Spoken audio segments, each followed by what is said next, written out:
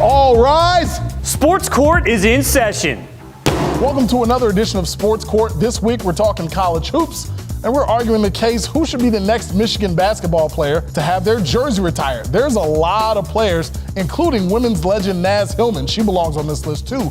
You could talk about Mike McGee, who led the Wolverines in scoring 4 years in a row and was the all-time leading scorer when he left. There's Gary Grant, the ultimate floor general, is one of the best point guards in college basketball history.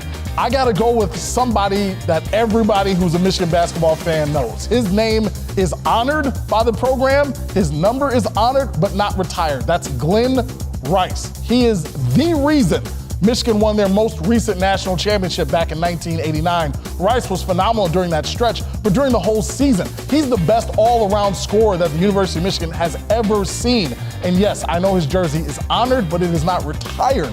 Those are two different things. Nobody should ever wear Glenn Rice's number as long as they're playing for the University of Michigan. All right, Jamal, one question for you. Who's the guy whose number is retired at Michigan? What's his name? Cazzie Russell. Cazzie Russell. He was a consensus National Player of the Year. The only other consensus National Player of the Year to play at the University of Michigan, Trey Burke. He has to have his number retired. That shot against Kansas in the NCAA tournament, are you kidding me? He brought Michigan back. He made them relevant again, taking the Wolverines to the national championship game in 2013. And he's been the reason why Michigan is relevant now today. I think it's got to be Trey Burke. You're right about him being a consensus National Player of the Year, All-American, Big Ten Player of the Year. Trey Burke's got a ton of accolades. My only issue with giving him the honor is you're kind of making it look like no one of note played basketball for Michigan between, say, Cazzie Russell and Trey Burke. I understand the 90s were a tough time because you had the scandal involving the Fab Five, but you can't ignore what those guys did on the court. They went to back-to-back Final Fours,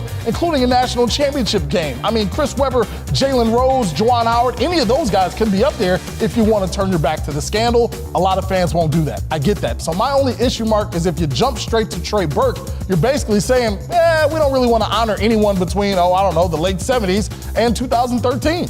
I understand that there are a lot of people who are deserving of this honor, but I mean, Trey Burke, what he did during that tournament, I mean, every single game, he was just on fire. He was hitting from the parking lot, every single shot. Glenn Rice was unbelievable. You talk about the Fab Five members. I think probably all five of those guys should be up there, even though maybe some of them weren't as good as the others of the three that you mentioned. But I think Trey Burke, for what he did, I think he's got to be next, and he's been asked about this several times. He deserves his flowers. It's time. Biggest difference, Mark, Trey Burke got him to that national championship game. Glenn Rice won that game.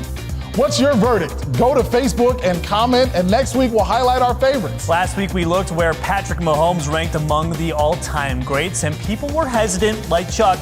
He's 27. Give him 10 more years. A patient man, Chuck. And good friend of the court, Dave, said he's gotten off to a very good start in his career. I'm not quite ready to say he's one of the best, but as far as players currently playing, he's one of, if not the best. Thanks for being an involved fan, Dave. Until next week, Sports Court is adjourned.